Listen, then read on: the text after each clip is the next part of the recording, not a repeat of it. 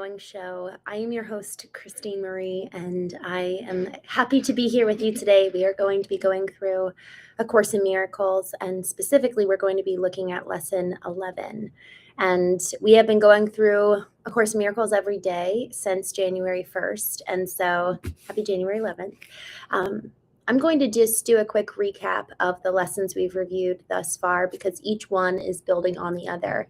When I first started reading these, lesson 1 didn't make as much sense, but then when I read lesson 2, lesson 1 started to become more clear, and so on. So just a quick recap of the 10 lessons we've reviewed thus far. Lesson 1, nothing I see in this room means anything. Lesson 2, I have given everything I see in this room all of the meaning that it has for me. Lesson 3, I do not understand anything I see. Lesson 4, these thoughts do not mean anything.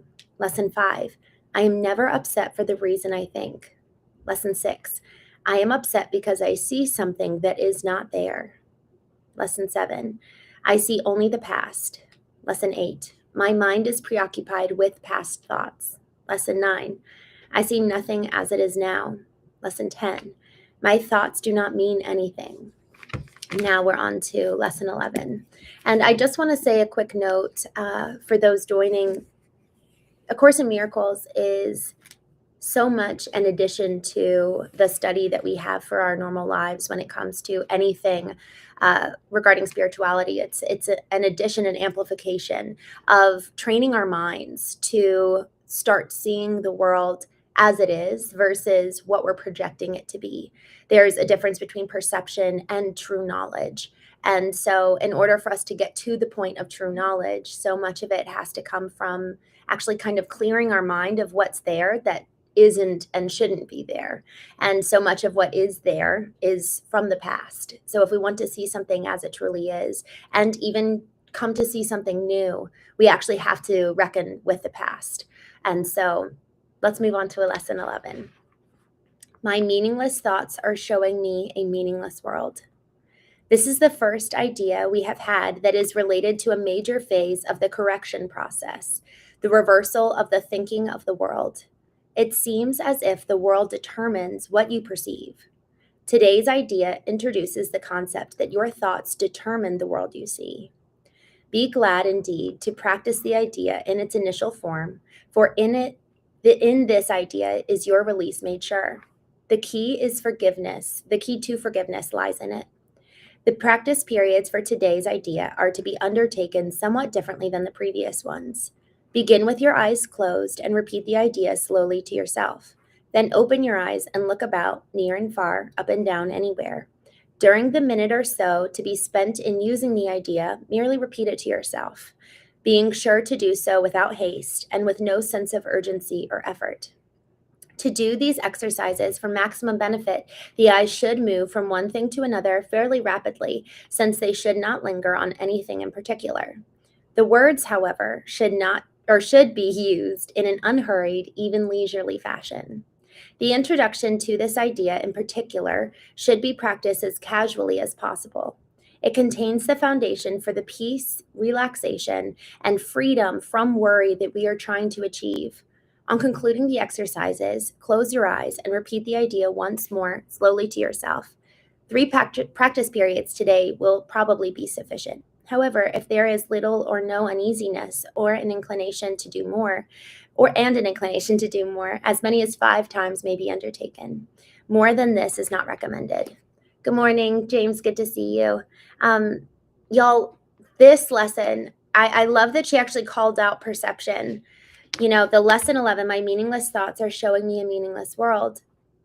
It's the beginning of reversing our correction process, and it's the reversal of the thinking of the world. And I'm just going to read this again because it was so good.